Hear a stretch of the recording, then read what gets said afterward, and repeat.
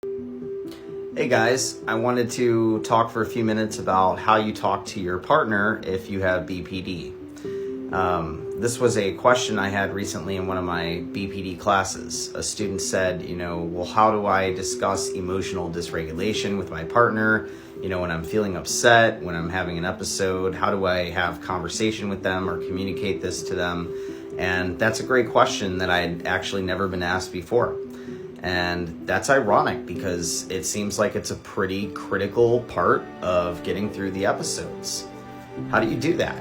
You're going through the worst time of your life. You've just been embarrassed, you're ashamed, you have guilt, there's some sort of pressure, you're angry, you're mad, you're critically depressed, right? Like, how do you get ahead of that? How do you fix that problem?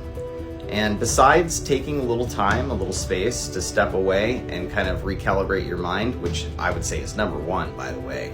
If you're having an episode, step away, man. Just step away. That will save you tons of heartache and tons of problems. I don't care how mad you are. I don't care if you feel like destroying the entire house and letting them know exactly how you feel. I assure you, I've been there before. Before I was in remission, I have destroyed plenty of things. Okay, plenty of things. So what do you do after you walk away? How do you come back and approach them?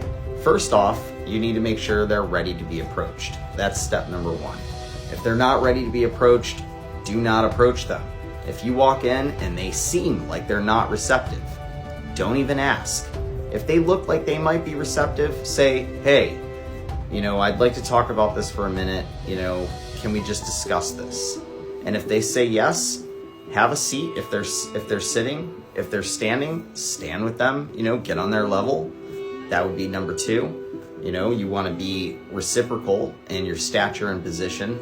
And finally, I would suggest sticking to only I terms. What you said hurt my feelings is an aggressive stance to take because you're blaming them. Instead, I would say something like, I felt bad when I heard what I heard. I felt bad, when I saw that happen. I feel pain right now. And I know you don't understand it. I get that part. I totally understand that. But I still feel pain. So I'm going to need a little time to get over that. And we can reconvene in the morning or whatever, right? That's a good thing to say. But stick to I statements only. I would say that that's the third step. So I hope that this helps. Check out my classes so you can actually learn more about this.